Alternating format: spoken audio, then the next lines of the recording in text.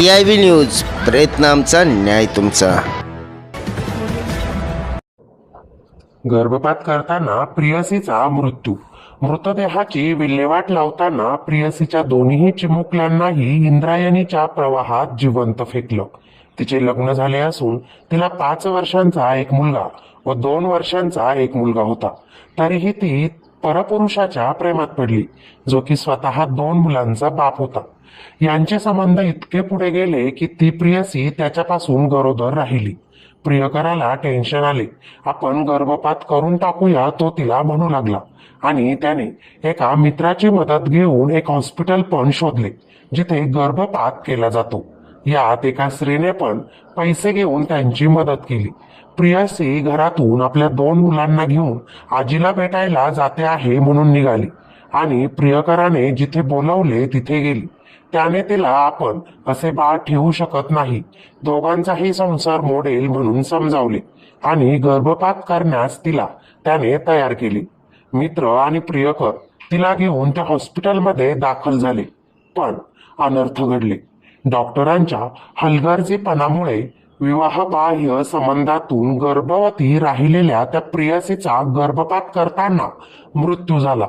काय करायला आलो आणि काय झाले हा विचार करून तो प्रियकर खूप घाबरला आणि कुणालाच काही समजावून द्यायचं नाही. इकडेच बॉडी कुणालाही सापडणार नाही अशी व्यवस्था करायची असे त्यांनी ठरवलं. त्यानंतर त्यांनी अंधारात जाऊन इंद्रायणीच्या वाहत्या पाण्यात त्या प्रियसीची बॉडी फेकून दिली. आपल्या आईला पाण्यात असे का टाकत आहे म्हणून ते 2 मुले रडू लागली. आई आई म्हणू लागले. तेव्हा त्या प्रियकराला राग आला.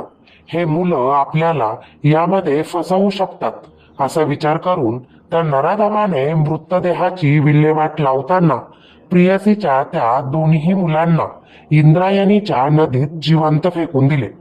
पुण्याच्या मावळ तालुक्यातून ही धक्कादायक आणि हादरून सोडणारी घटना समोर आली आहे. ही संतापजनक घटना 9 जुलै रोजी घडली आहे. आरोपीचे खरे नाव बघा. गर्भवती प्रियसीचा गर्भपात करण्यासाठी 6 जुलै रोजी रुग्णालयात आणण्यात आलं होतं. 6 जुलै रोजी गर्भवती प्रियसीला आणि तिच्या 5 आणि 2 वर्षीय मुलाला घेऊन प्रियकर गजेंद्र दगडखैर कळंबोली येथे गेला. तेथील अमर रुग्णालयात प्रियसीचा गर्भपात करण्यात आला. मात्र डॉक्टरांच्या हलगर्जीपणामुळे प्रियसीचा 8 जुलैला मृत्यू झाला. त्यानंतर गर्भपात करून देणाऱ्या एजंट महिलेनं मध्यस्थी करत मृतदेह गजेंद्राचा मित्र रविकांत गायकवाडच्या सोबतीनं मावळमध्ये आणला आणि राजेंद्र आणि रविकांतने 9 जुलैला अंधारात इंद्रायणी नदीच्या वाहत्या प्रवाहात मृतदेह फेकून दिला. नंतर प्रियसीची दोन्ही मुलं रडू लागली. आता या दोघांमुळे आपलं सगळं भांडं फुटेल या भीतीने निर्दयीपणाचा कळस गाठला. कोणतीही दयामाया न दाखवता त्या दोन्ही मुलांना ही त्या प्रियकराने व त्याच्या मित्राने त्याच नदीच्या प्रवाहात जिवंत फेकून दिलं. दुसऱ्याच दिवसापासून हे दोघंही काही घडलंच नाही असं वावरू लागले. पण 1-2 दिवसांपासून त्या प्रियसीसोबत तिच्या कुटुंबियाचा संपर्क होत नसल्यानं तिच्या कुटुंबियांनी तळेगाव पोलिसात तिघेही हरवल्याची तक्रार दिली.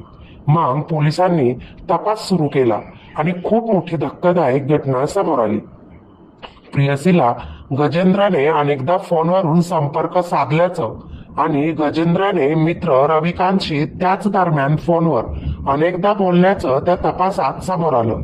या दोघांची पोलिसांनी अनेकदा कसून चौकशी केली, मात्र दोघेही उडवाउडीची उत्तरं देत होते. शेवटी पोलिसांनी त्यांचा पोलिसी रुबाब दाखवला आणि दोघांनीही घडलेला प्रकार सगळा कबूल केला. तळेगाव पोलिसांनी या दोघांना अटक केली असून पुढील कारवाई सुरू आहे. मला सांगा मित्रांनो, यात चूक कुणाची आहे आणि या सगळ्यांची शिक्षा त्या चिमुकल्या मुलांनी का भोगावी? जर तुमचे लग्न झाले आहे तर तुम्ही बाहेर कुणाशी बाह्य संबंधच का ठेवावे, ज्याने तुमचं तसंच तुमच्या कुटुंबाचे नुकसान होऊ शकते? दोघांचे लग्न झाले होते तरीही ते बाहेर दुसऱ्यांसोबत संबंध ठेवतात. हे कितपत योग्य आहे? मुलाने मुलीला फसवलं, ती त्याच्या जाळ्यात अडकली. ती काय ना समज होती की लहान होती? टाळी एकाच हाताने कधीच वाजत नसते. तिनेही त्याला प्रतिसाद दिला आणि म्हणूनच त्याच्या आणि तिचे नाते पुढे अनैतिक संबंधांपर्यंत जाऊन पोहोचले आणि नंतरच ती गर्भधारणा. जर तुम्हाला हे सगळे चुकीचे वाटते तर तुम्ही हे असे करायलाच नको हवे होते. या दोघांनीही चुका केल्या आणि शिक्षा मात्र त्या निष्पाप 2 मुलांना भोगावी लागली. गर्भपात करताना तिला मरण आले. तिच्या बरोबर तिच्या पोटातलं बाळही गेलं. हे 2 चिमुरडे मुलंही जिवंतपणे मारले गेले. आता मात्र त्या प्रियकराला शिक्षा झालीच पाहिजे. त्याच्यासोबत त्याला मदत करणाऱ्या माणसांनाही झालीच पाहिजे.